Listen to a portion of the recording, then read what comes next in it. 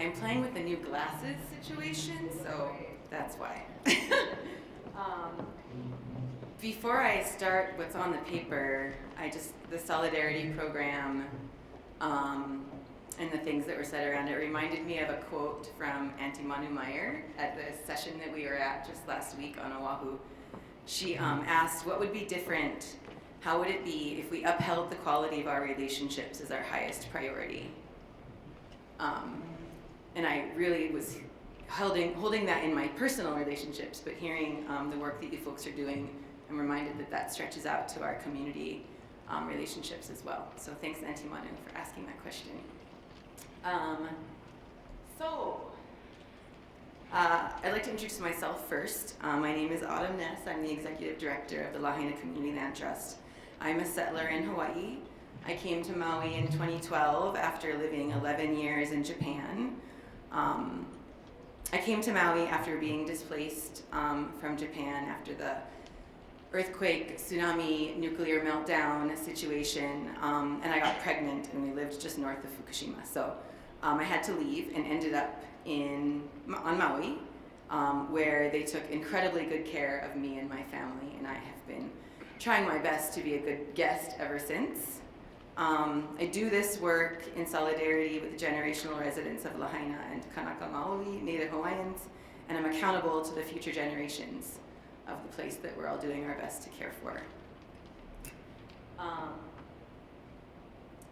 The last time I stood in front of you, it was about 6 months after the fire. We knew we had to build a community land trust in record time to save our community, but we didn't know exactly what that was going to look like. We just knew that failure was not an option. I am looking at so many folks in this room who showed up for us, like really hard. Some of you emailed me out of the blue. I didn't know what you looked like or who you were, but you said, we heard you're starting a land trust, how can we help? Some of you jumped on a Zoom call and helped us develop our first county budget proposal, which ended up in a $15 million funding package for our first year. Thank you. You invited us to Walla Walla, where the last gathering was, and when we hesitated to leave our community in such a hard time, you organized a special time just for us to ask questions of you, to ensure we got the support we needed when we went back home. We snot cried in front of you all and learned so much the next few days. Simon Wendell and Julie Brenner joined our team, forming what we now call Voltron. And then this organization's members voted, I think unanimously, to bring Hawaii into this coalition and into your family. Thank you does not feel like a big enough word, and so I want to ask if you played any part of that, big or small, like if you wrote the document to bring us in, if you were at that first meeting, if you were on that first email chain, can you please stand up? And if you're wondering if I'm talking about you, I am talking about you. And so please don't be shy and stand up.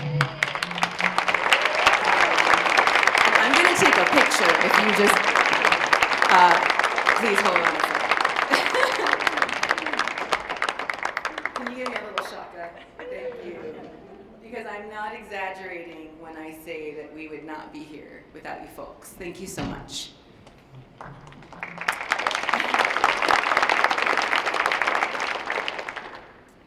Each of you folks reached down with a hand and pulled us up in our worst moments, and now I get to come back and talk about just how far we've come.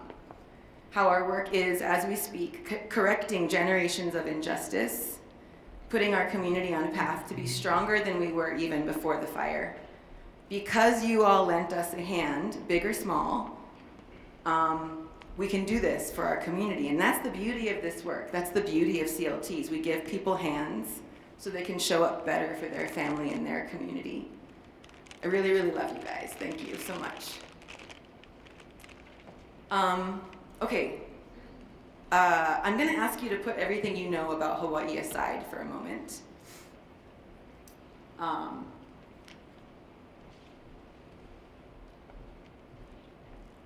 I want you to know that the Kingdom of Hawaii was overthrown in 1893 and has been under the illegal belligerent occupation by the United States since then.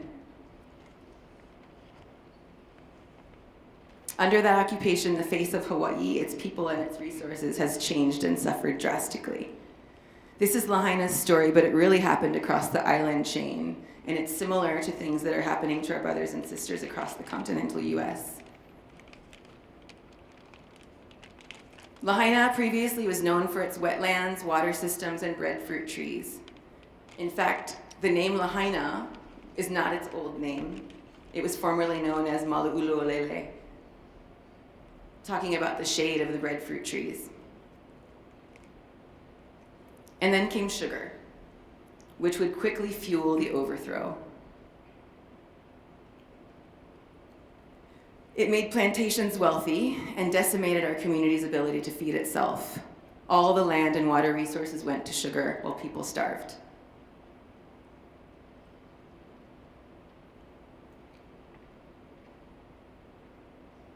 And over time, when sugar and then the pineapple plantations closed, all 5 of the big plantations pivoted to the next extractive wealth builder: real estate, development, and the visitor industry. These are not cherry-picked listings from Zillow. This is a regular old screenshot of really what's available for sale in West Maui right now. Today, much of what the world knows about Hawaii is a facade, created to sell the fetish of Hawaii to offshore wealth and visitors. Residents and Kanaka be damned. In reality, Hawaiians are suffering. 1 out of every 4 Native Hawaiians born in Hawaii now lives on the continent because they were forced to move away. There are more Native Hawaiians living in the continental US than in the island chain of Hawaii itself. And if you know what happens when you separate somebody whose culture is so directly tied to land from that land, you know what a tragedy this is. Kama'aina, who are non-Hawaiian folks but are born in Hawaii, many of them multi-generational products of the plantation days, are also suffering. What visitors see and what Kanaka and Kama'aina see are very, very different realities. In fact, I have a video that I took in 2020 standing on top of a hill looking down at Lahaina, talking in the video about the stark contrast of the brown and the green. Like, you can see where the wealth lives because it's green. And that's where the fire burned, you know?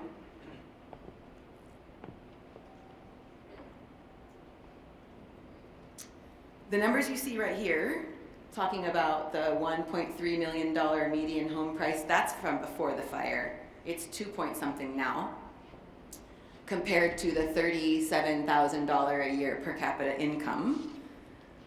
These talk about poverty rates compared to median real estate prices.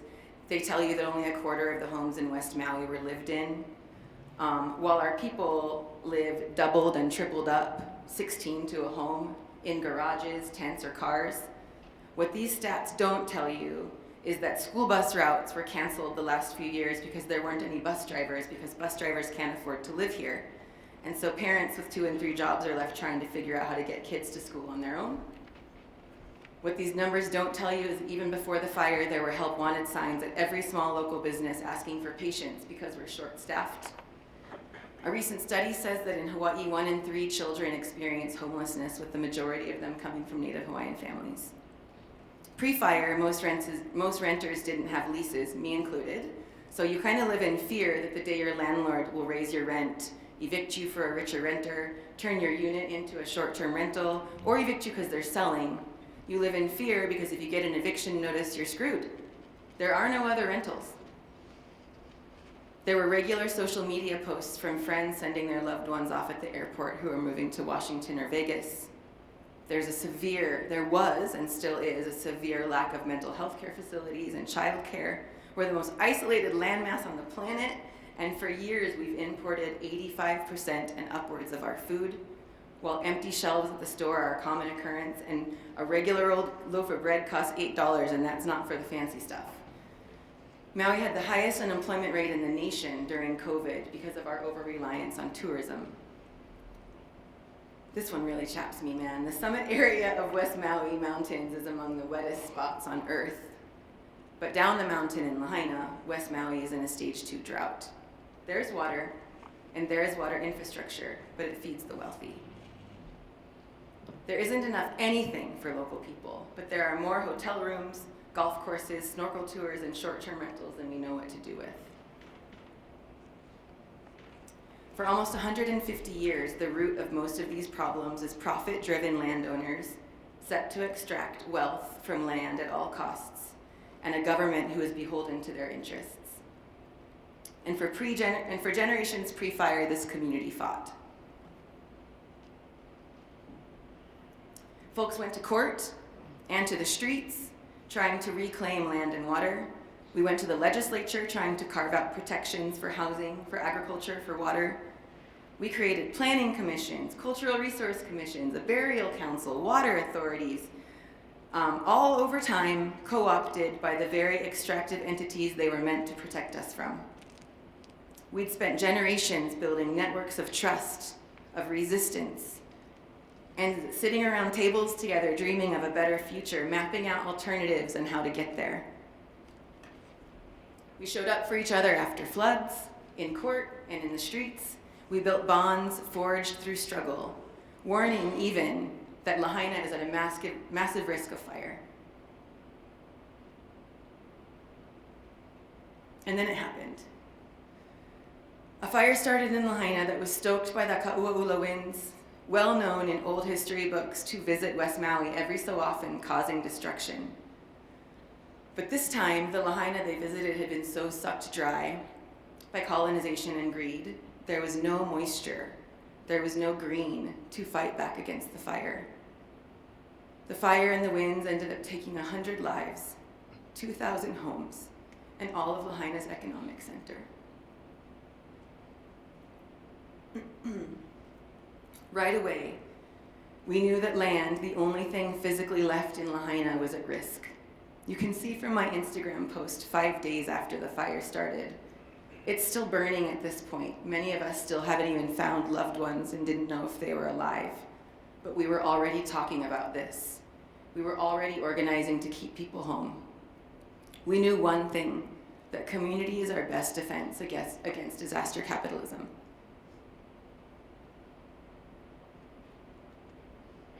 Ironically, we also knew that the people most at risk of displacement were our friends and family, and not the folks who had moved,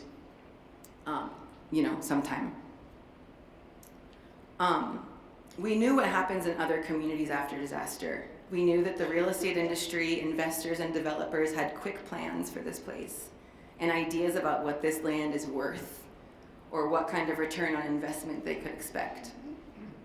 I've heard and lived that post-disaster, distress-driven sale of investor narrative too many times, and we decided, not here.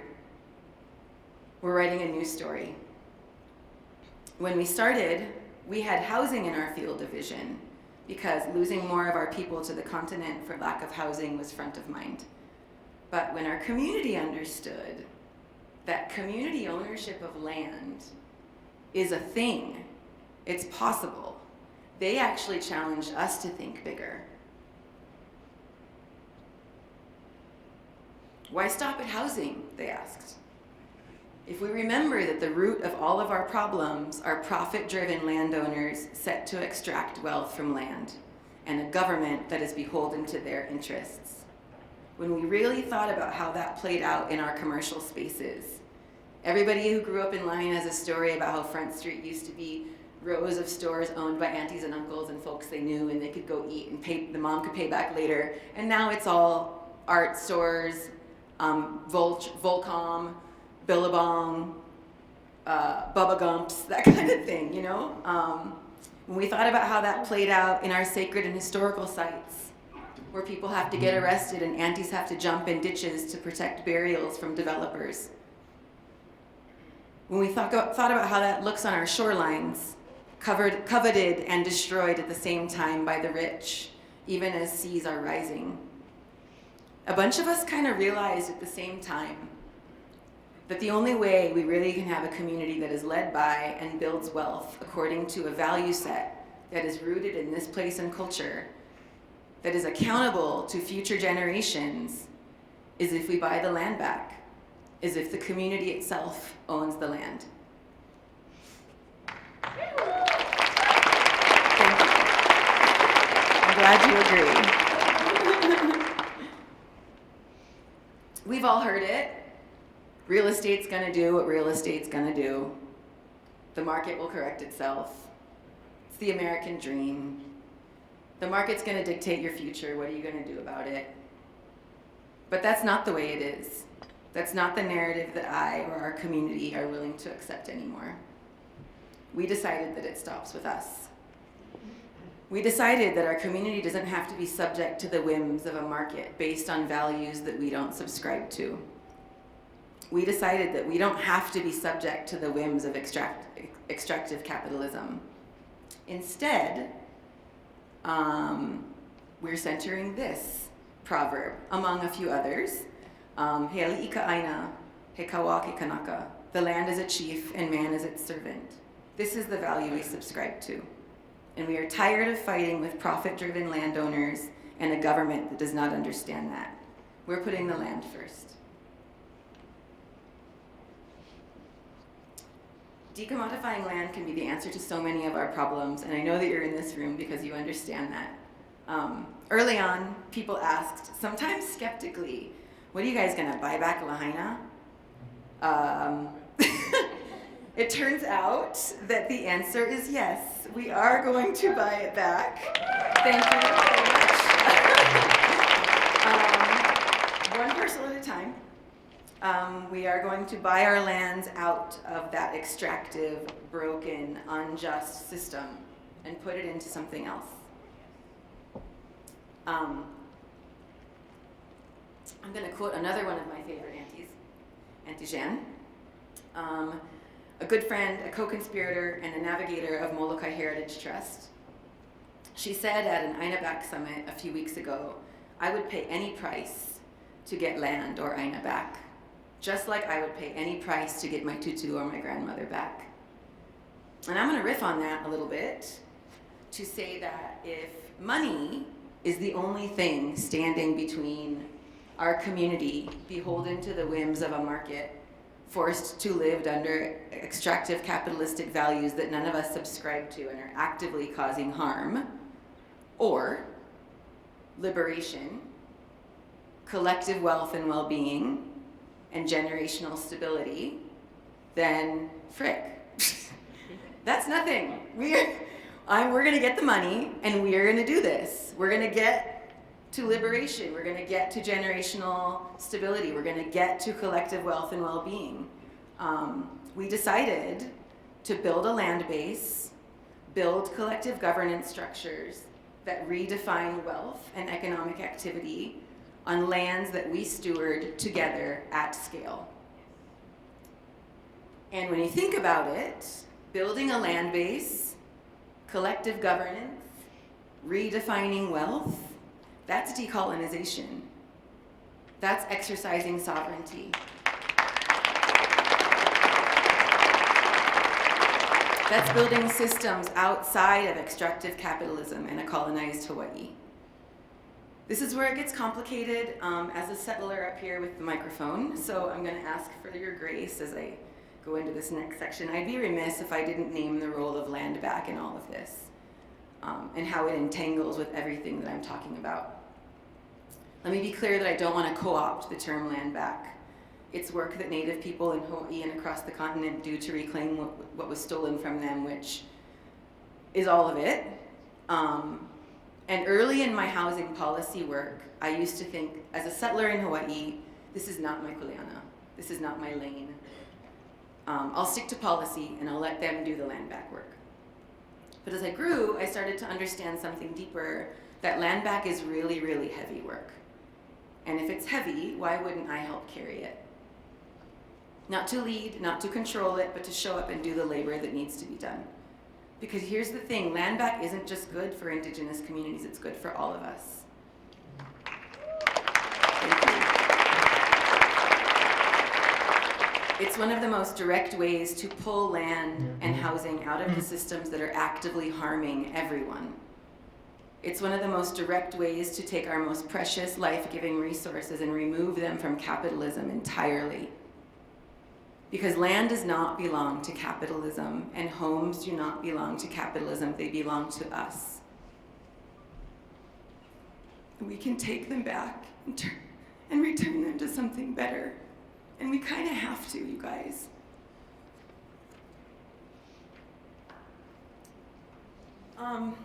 If the work you're doing is land back, or if it's reclaiming lands out of capitalism, it'll make all of our communities more resilient in the face of climate change.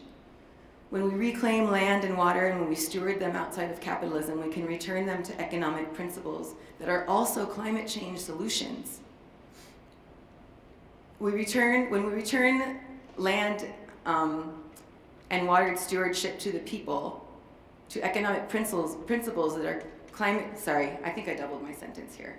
I'm gonna skip that part. I do want to say, we cannot talk about climate resiliency unless we name, understand, and seek to replace the systems that drive it. So, full disclosure, we were invited to do a panel on climate change resiliency, and thank you to the folks who were able to hear that I don't want to talk about climate change. I want to talk about colonization and capitalism. And so thanks for giving us the space to do that. In Lahaina, the systems that are driving climate change are colonization and extractive capitalism. And the CLT tool is what we're using to fight against those forces. In under 2 years, we've come a long way. This is our current impact graphic that changes almost before I can remember what our numbers are. Some of these parcels were secured in the standard CLT model, the 11 secured you'll see. Each of those parcels has a story. A lot of those were landowners that chose to move and wanted to sell, but wanted to make sure that an investor didn't buy it. And so they called us directly. Most of these we've handled without realtors involved, so that we could have really honest discussions about what a land transaction, how that's going to affect the neighbors, what comps it's going to set, that kind of thing. And most of them have been very positive. The others are stewarded through some really innovative tools that I'm excited to talk about. 3:30, I think, today is the many tools of a CLT panel. We're going to dive into this a little bit, but the 8 Kama'aina easements we learned really quickly that some of the parcels that we would buy were only being sold because the family can't figure out how to rebuild and stay. And so buying their land from them felt really junk, you know? So we created this program with one of our council members at the helm to be able to fill those families' gaps and keep them home and keep their name on the title to their land. And in exchange, they record a deed restriction on their property that has the same components as our ground lease in it. In these cases, thank you. Can somebody please help me rebrand the word deed restriction? Because the families in all 8 of these families don't look at it as a restriction. They look at it as a values document. Thank you, that land, my home that I'm rebuilding through the support of my community now belongs to future generations. And I'm not going to turn around and flip it. Or when I die, I know my kids aren't going to fight over it and flip it, you know? They're really proud of it, and the word restriction doesn't come into the conversation at all, except for the name on the top of the document. So if we could change that, that would be rad. So in this tool, people talk about how many parcels you have in a normal market. That's a great thing to brag about. But in this case, we've actually prevented 8 sales and protected those lands in the meantime. And this is one of our favorite stats. In the first 10 families that are in this insurance gap program, they represent 1,635 lived years in Lahaina. Just those 10 families. That's an average of 160 years per family. When we talk about preventing a sale, we're not just blocking an investor from scooping it, it's also preserving a way of life, a shared history, generational knowledge that is even more valuable as we rebuild Lahaina from the ground up. Because if any one of these families couldn't afford to rebuild, most of their options is to sell and go off island. And we would have lost all of this. This is valuable. This is priceless. In the shock doctrine, Naomi Klein helped us name the way that disasters, natural or man-made, are often exploited by power brokers to fast-track harmful changes that communities would never accept otherwise. While people are reeling, overwhelmed by immediate survival needs, power grabs and predatory development slip through unnoticed or unchallenged. But we're flipping the script. Instead of letting crisis be used against us, we're harnessing the shock for our own liberation. For Lahaina, the fire was an opening for radical change, a chance to grab the steering wheel from the usual drivers of extractive policy and land speculation and turn the car in another direction, towards justice. Our community isn't just recovering from fire, we're fighting back against all the systems that led to the fire itself, that stand to benefit when we are at our weakest. Capitalism, colonialism, commodification of land and water resources. We're rebuilding from fire and restoring some of what colonization stole from Hawaii. There was a paper out of Melbourne, Australia, published in 2015 called Community Land Trusts and Indigenous Communities. You guys should check it out. It's brilliant. And there's a quote, a sentence in there that says, research shows that Indigenous households value stability, inheritability, and autonomy in housing more than speculative capital gains. I would argue that a growing number of non-Indigenous folks also value those things. But capitalism and the real estate market don't have columns in their spreadsheets for those things. They don't, but we do.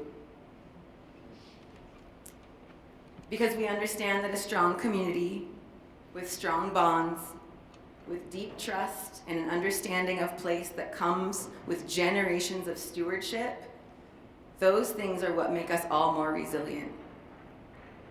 Those are the things that are destroyed when individualism, profit, and displacement are the way our land tenure system works. I want to talk about one thing, the way we are choosing our homeowners. I don't have a slide for this, but it feels really important to mention it in this room. In Hawaii, there's only one entity that's allowed to say, this house is for a Hawaiian family. Nobody else can. It's a federal government thing. And that entity is failing at their mission. Hawaiian folks die on that waiting list every day. And so we kind of stepped into this thing, like we're gonna buy land back in our community and we have to work under these federal government rules to figure out who gets in them. And so we chose a couple of routes. One is that when we do a lottery, we will rank lottery selected homeowners by collective time lived in West Maui. As you can see, the average Lahaina household years lived in West Maui is 160 for our first. So that's gonna really effectively select a lot of our born and raised folks. We also are working with a law firm to help us develop frameworks to reserve some of our housing for cultural practitioners and the kind of folks, if you ask yourself, a lot of people like to say, oh, I need to stay in Lahaina. I love Lahaina so much. I need to stay. Lahaina burned down, but I need to get one of those houses because this is my home and I need to stay. Well, what if we flip the question? Who does Lahaina need? Who understands where the waters are supposed to run? Who understands the winds that stoked this last fire? Who understands how to reforest all of this burned landscape with native plants? Who are our Hawaiian immersion teachers that are going to teach our kids the stories of this place? So we can reserve a portion of our housing stock for those folks. And that's legal. Yeah. So what I want to leave you with is this. Lahaina's story is unique. But if you're in this room, I'm guessing that it's because your community is also experiencing the over-commodification of land in your housing market, but why stop at housing? Can we use this tool to resist these extractive systems across the board? To put housing, water, sacred sites, and our economic spaces into systems that we develop according to the values of our communities? Can we use this tool for liberation, collective well-being, and generational stability, even as so many of our trusted institutions are crumbling around us? I believe that we can, and I believe that we have to, because of the times that we're in. And I believe that Lahaina Community Land Trust is living proof that we can do it if we do it together. And I would argue that we don't have to wait for the next disaster to start. Thank you.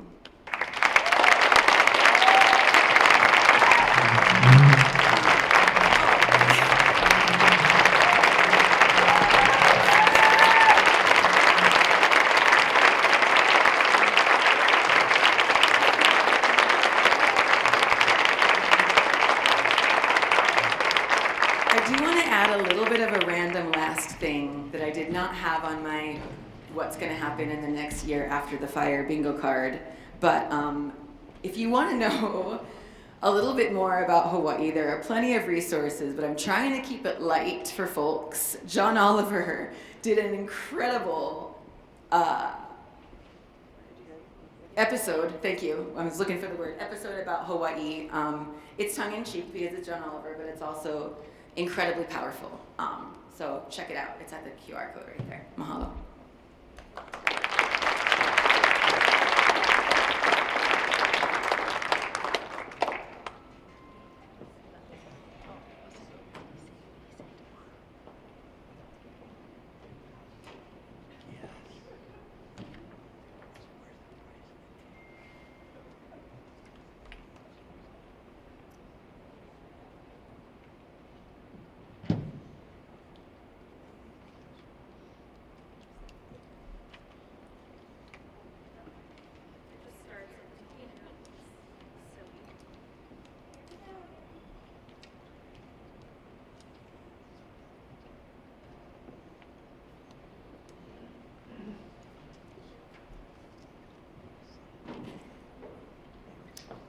Hi everyone, my name is Amber Khan and I'm a disaster scholar at the Center for Disaster Resilient Communities at the University of Washington in Seattle.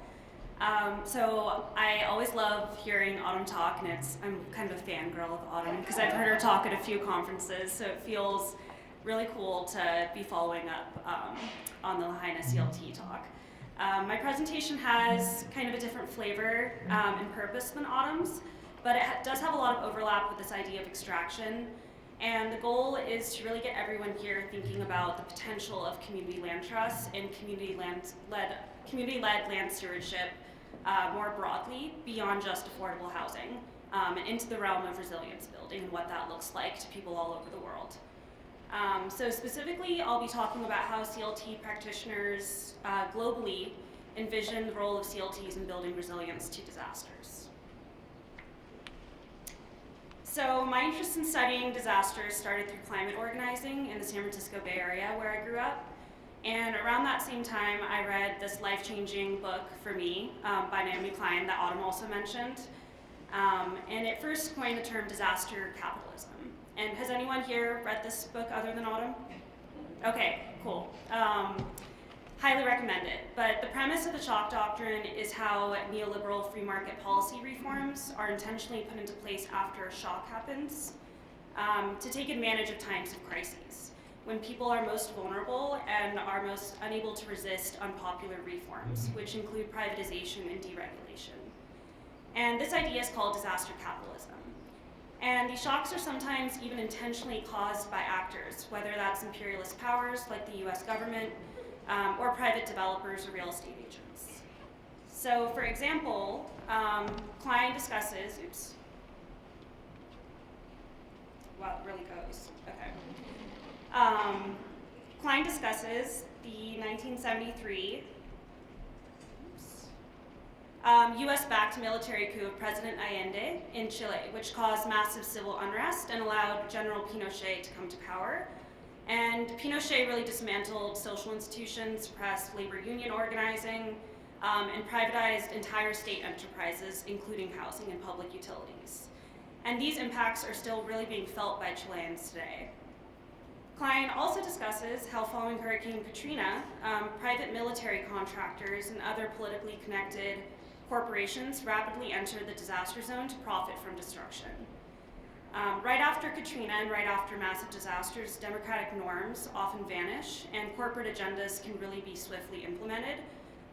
In Katrina, it showed up by privatizing public schools and demolishing a lot of the city's public housing units.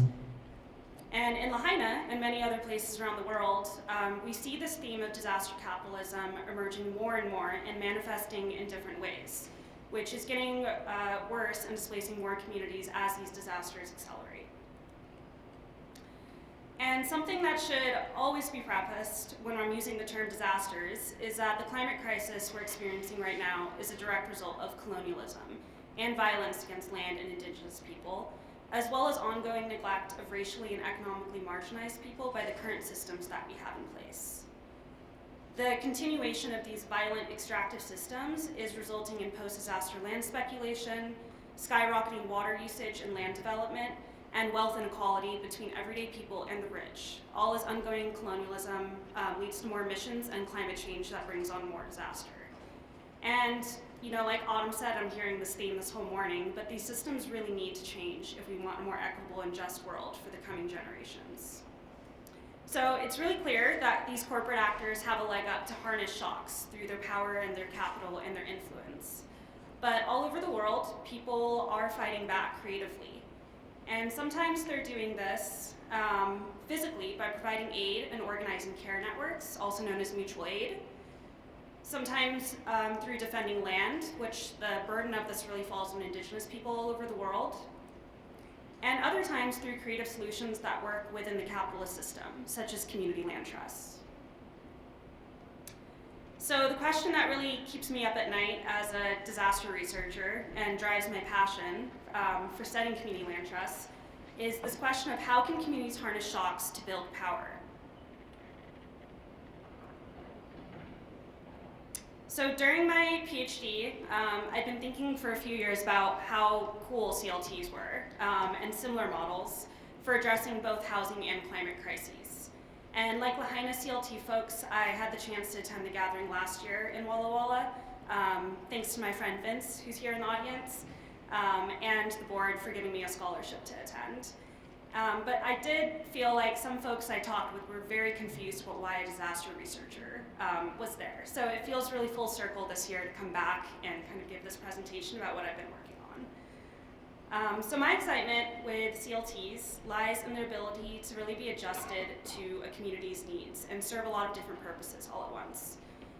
To me, CLTs have resilience innately built into them. First, they provide permanent protection and affordability by keeping land off the speculative market, which keeps affordability for future generations. This also provides choice for a community who can use the CLT to build housing, promote a local economy, farm, or preserve art and culture. Permanent affordability can prevent displacement and keep long-term residents rooted. And at an organizational level, the flexibility allows CLTs to invest in what a community actually wants instead of what the market wants. Ultimately, this resilience, when a shock occurs, really builds because the CLT can adapt to the needs of a community and prevent locals from being pushed out, as we see in Lahaina. Secondly, CLTs inherently build social capital, also known as connections between people. The democratic decision-making process builds relationships often built on mutuality and trust. And time again, research has shown that in disaster settings, knowing your neighbor is the #1 predictor of better preparedness, response, and recovery. By building communal spaces and trust through social ties, CLT residents are better set up for helping each other out during a disaster. And then similar to the two other categories, CLTs provide agency to everyday people like us in this room to have a say in our wants and needs around where we live and the use of land, rather than dictating decision making to external developers. Also, the ability to reinvest wealth into a neighborhood and keep local people rooted supports economic and social empowerment. And this is especially true for low-income folks, racially marginalized people, indigenous communities, and other people living at the intersection of identities that have really been neglected by elites and the government. So my research goal in all this work is to really build advocacy and knowledge around the power of CLTs, specifically in this realm of disaster and climate resilience. So to do this, I'm currently conducting an international study with the International Center for CLTs on how CLTs can build climate resilience, and to share some of the findings out with you all today. And the first question I had was, what are the best practices, barriers, and opportunities for implementing climate resilience at CLTs? And then what are the key characteristics that enable CLTs to support climate resilience? So this word resilience is thrown around really wildly all the time, but essentially it means that communities are prepared for today's climate risks and can thrive in the face of tomorrow's challenges. And some people really have beef with this term because it puts a lot of pressure on certain communities to experience disaster after disaster, such as in Puerto Rico, where they're just expected to bounce back. So take it with a grain of salt. The first part of resilience is mitigation, and this means to reduce greenhouse gas emissions to prevent climate change from getting worse. In housing, this is often done through building smaller homes or improving energy efficiency. In land stewardship, this could mean restoring and nurturing land or engaging in sustainable agriculture. Food sovereignty also helps with mitigation by moving away from reliance on external agriculture and mitigating emissions. Adapting to climate change means adjusting to the impacts of climate change that are already happening or are going to happen. And this can encompass a really wide range of strategies. So strengthening infrastructure through insurance mechanisms, or implementing new policies for climate-related risks, using nature-based solutions, engaging in mutual aid and building community ties, and of course returning stolen land to indigenous people who know best how to care for that land. Mitigation and adaptation, I should say, can overlap at times. So building energy-efficient structures that are elevated above water or made of fire-resistant materials can both reduce emissions while adjusting to changing climate.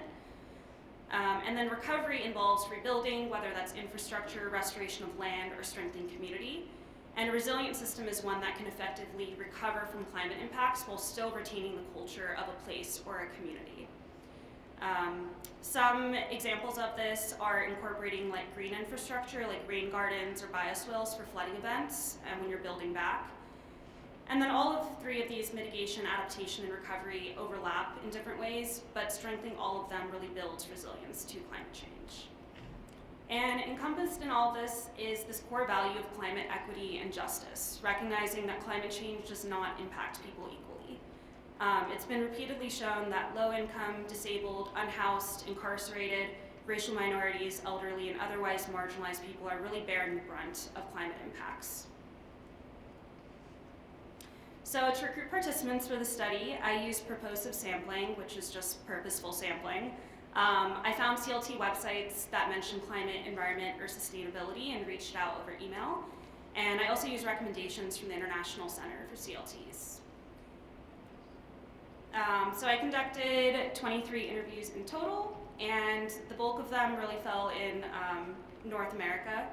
But these are the CLTs that were recruited: Kanya Martin Pena CLT in Puerto Rico, Kipuka Kuleana in Kauai, Hawaii, Lahaina CLT, of course, Metau Housing Trust in rural Washington, Lopez Island CLT, also in rural Washington on the islands, St. Joseph CLT in Lake Tahoe, the Housing Land Trust of the North Bay in Sonoma, Napa County in California, El Sereno CLT, which is also represented here at the meeting, which is great to see, and that's in LA area in California, Segoriate in the Bay Area, which is indigenous centered, Bright Community Trust in Florida, Toronto Chinatown CLT in Toronto, Ontario, Gabriela Island Land Stewards Society in BC, Northern CLT in Whitehorse in the rural Yukon in Canada, Muskoka CLT in Canada, Temiskaming District CLT, which is also Indigenous centered,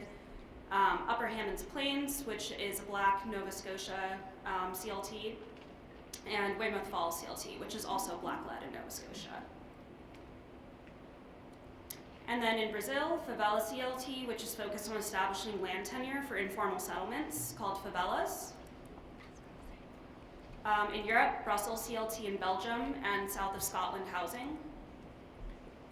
And then in India, Mahila Housing Trust, which is a really cool CLT that's woman-led and woman-centered and has climate resilience as one of their main goals. And in Australia, where the CLT movement is still in very early stages, Willahanta CLT and Blue Mountains Aboriginal CLT, which are both Indigenous-centered and Indigenous-led.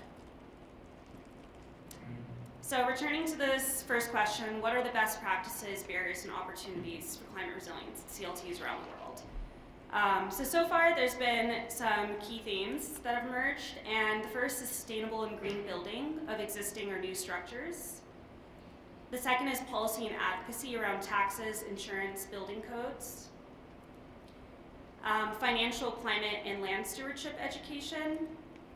Rematriation, which seeks to restore Indigenous peoples' relationship to their ancestral lands, cultures, and matrilineal systems. And community connection. Almost every interviewee said that they engage in some type of sustainable building for housing that they're developing or fixing up. To address energy efficiency, folks said that they're building smaller homes and well-insulated buildings and investing in solar panels. And in addition, energy resilience was discussed by a few CLTs. In rural Nova Scotia, they talked about having residents transition away from oil to more efficient energy sources, which can help with energy independence if they have to go off-grid in an emergency. To reduce waste, CLTs reported water harvesting systems, building manufactured homes, and using natural materials. For example, El Sereno CLT is hoping to build homes with cob, which is a fire-resistant ancestral material used by the Tonga people. Cob homes are also really fast to build, which would be very helpful in a large-scale earthquake that could happen in California. And to engage in disaster preparedness, folks are building outside of flood-prone areas. They're using stormwater controls and slab-on-grade foundations, and building defensible spaces around homes using non-flammable materials. A number of CLTs talked about engaging in policy and advocacy initiatives that can promote climate resilience, but these were really aligned with their local needs. So while these examples might be really specific to an area or political climate, they could offer lessons or inspiration to others. The first is in Kauai, where skyrocketing taxes of $30,000 to $40,000 per year are displacing local families due to millionaires and billionaires moving to the island. Kipuka Kuleana holds land in trust at a $150 per year tax rate and works with county council members and local leaders on tax relief advocacy to change policy. In Methow Valley in Washington state, high insurance costs are impacting affordability of housing for CLT residents due to wildfire risk, especially if renewal falls in summer month. And so to combat this, the CLT is engaging in advocacy efforts around insurance. At Lahaina CLT in Maui, like Autumn talked about, they're adapting current county level policy in place that gives housing priority to people based on the length of time that they've lived in Maui County, and hoping to expand the law to provide additional weight for folks who've been in Maui for many generations. In LA, El Sereno CLT is engaging in advocacy to change building codes so that they can use more environmentally friendly and fire-resistant materials to build affordable housing, which is currently not allowed in the county and is a restriction across much of the United States.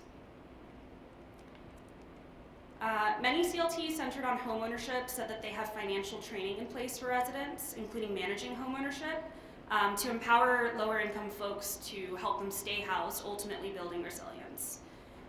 Other examples include technical assistance training and having community workshops on taxes. And then about half of CLTs said that they engage in climate-related education. At Caño Martin Peña CLT, who experience regular hurricanes, they educate and organize residents on preparedness and response.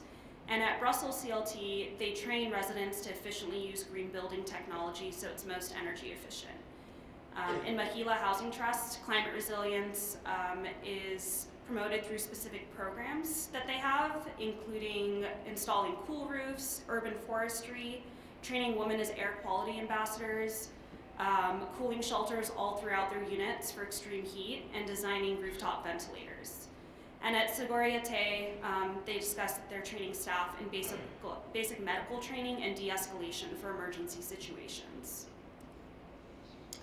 Land protection and care was discussed at every Indigenous-centered CLT, surprise, surprise, and at a few non-Indigenous CLTs. So at Kapuka Kuleana, they implement Aina education for youth on Hawaiian cultural practices. On Lopez Island, they're offering extensive training on sustainable agriculture and rural development, as well as electric car shares.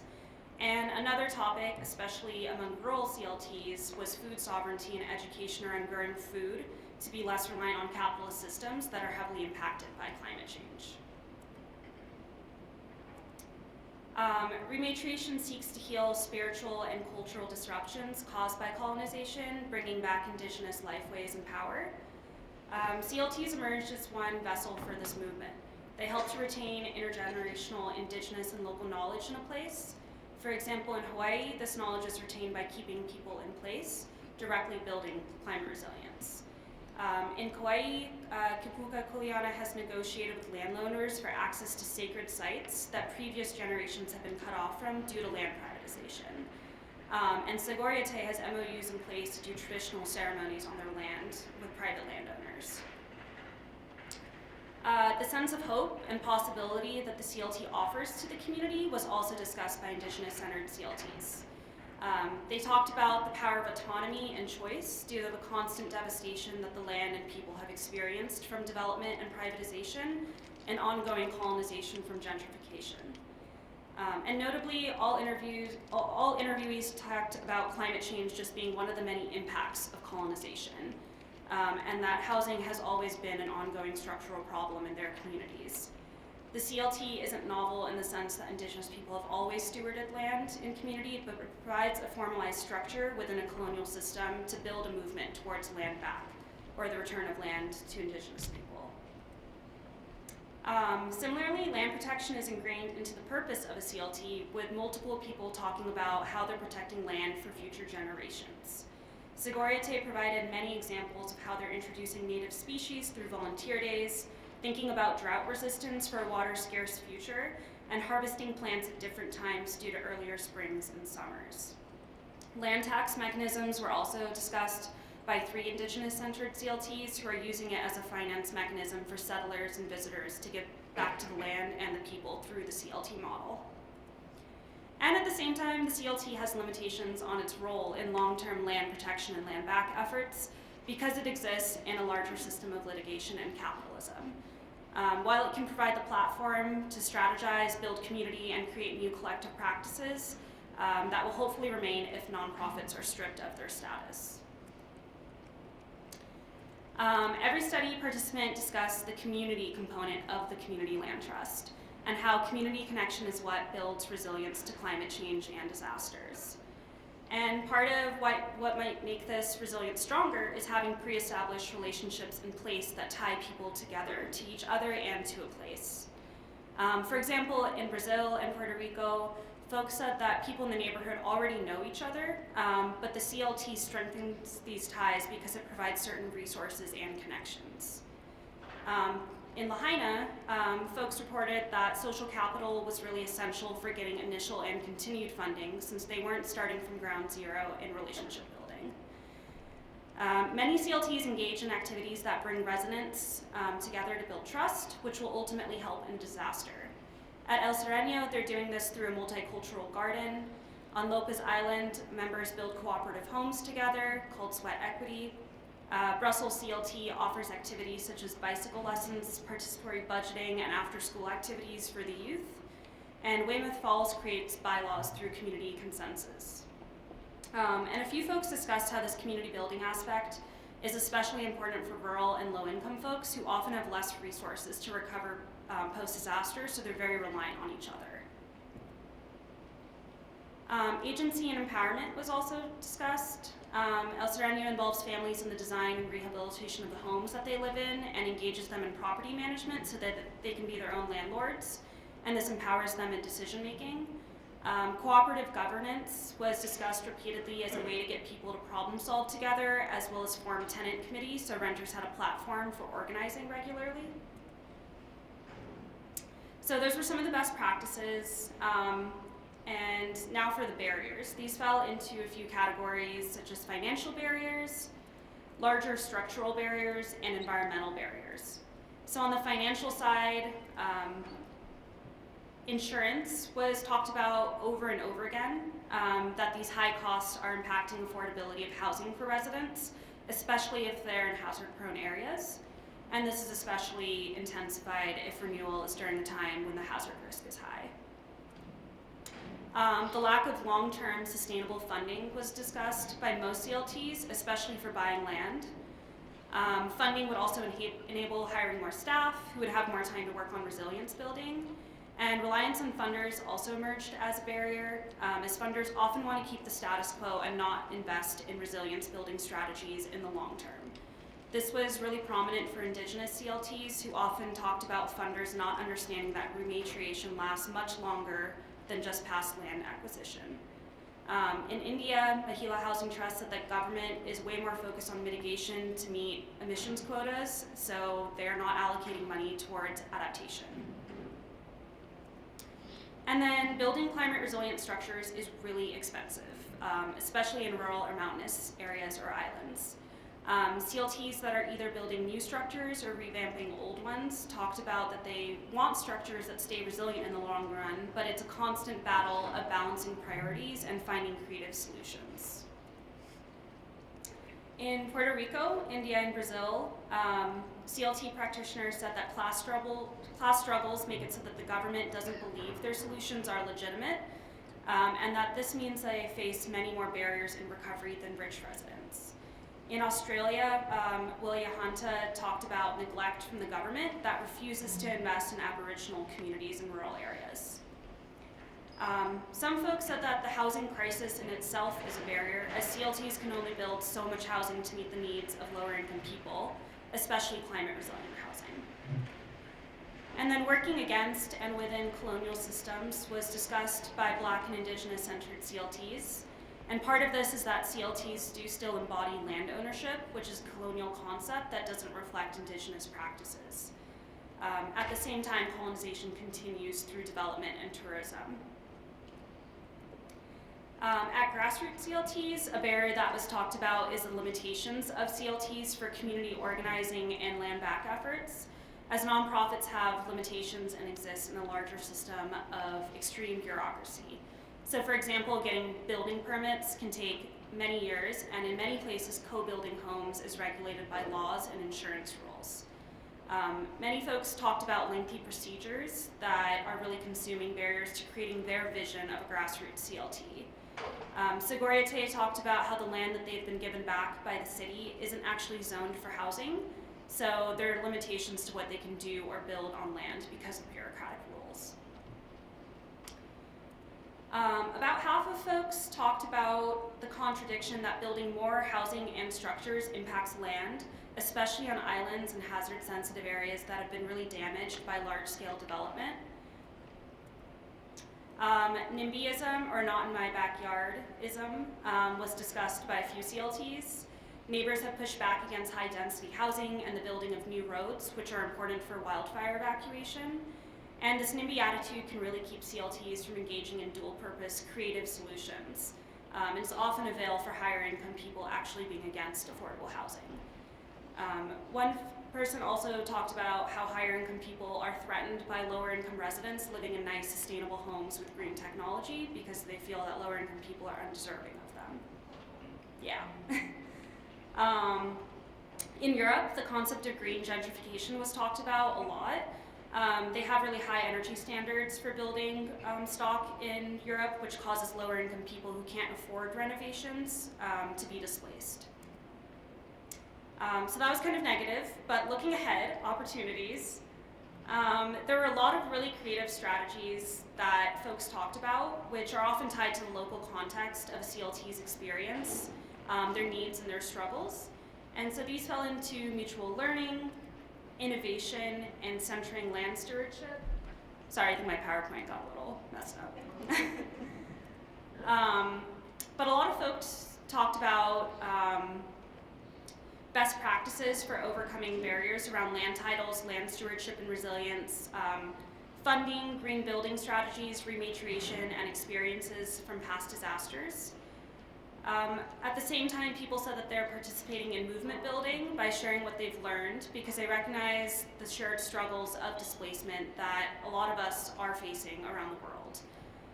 For example, Weymouth Falls participated in a Liberated Land Trust tour where they went to different CLTs in the US that are Black or Indigenous led, and they learned from other folks and brought back ideas to their own community, including community mapping activities to understand their own community's needs.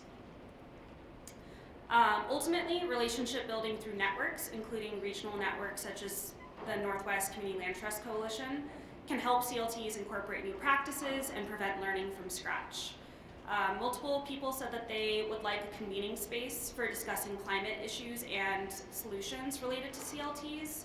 And this is something that we're doing at the International Center for CLTs and having about monthly to bi-monthly discussions around climate resilience and CLTs. Innovation, which I think is what the CLT model is in itself, was discussed as a really necessary step to address climate change.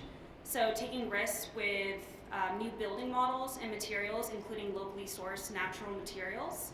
In Australia, they're engaging really heavily with philanthropic funders to legitimize the CLT model while also providing funding for a sustainable building that's heat sensitive.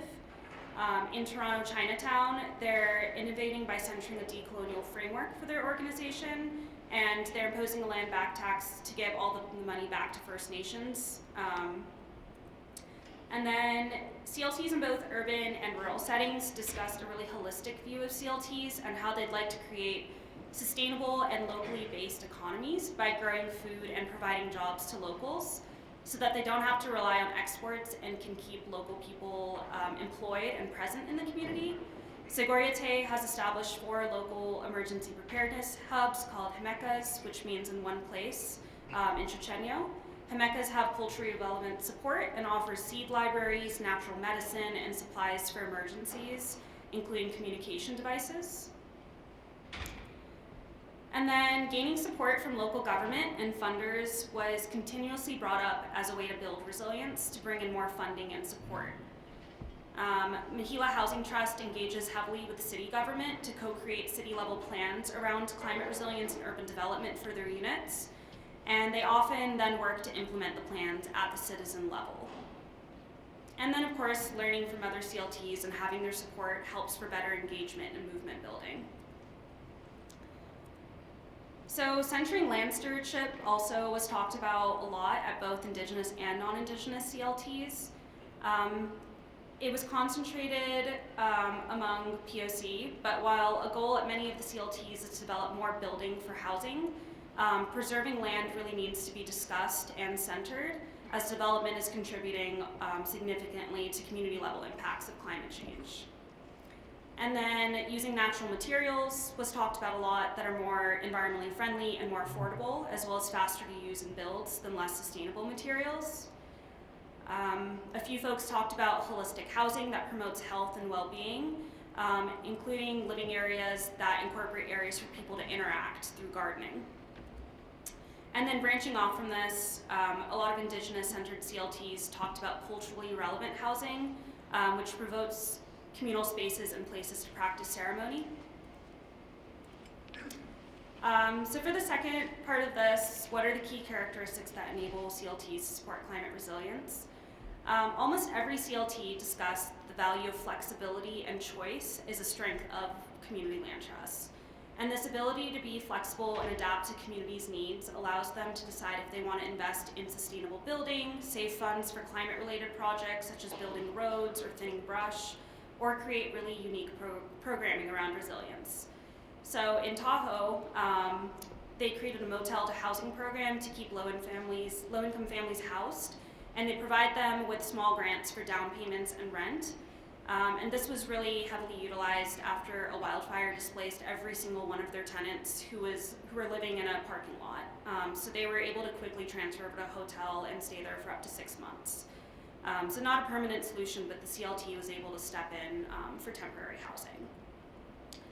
CLTs also allow for addressing a lot of goals all at once. So Kipuka Kuleana uses the flexibility of the CLT to function as a blend of conservation land trust and social service provider to locals, rather than just building more housing. And a final note on adaptability is that it can also adapt the way that people think about housing.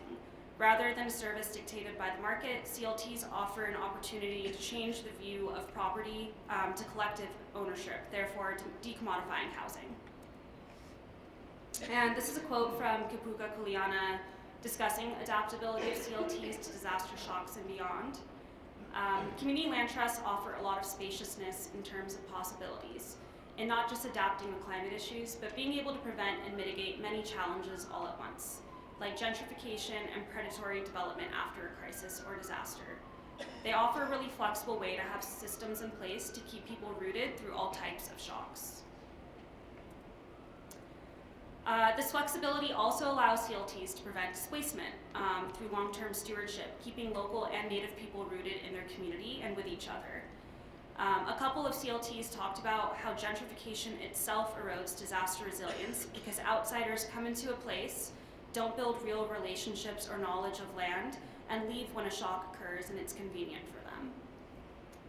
Other climate resilience benefits is that it reduces new land development, shortens commuting, encourages people to volunteer and participate more locally in their community, retains the local workforce, and builds multi-generational households.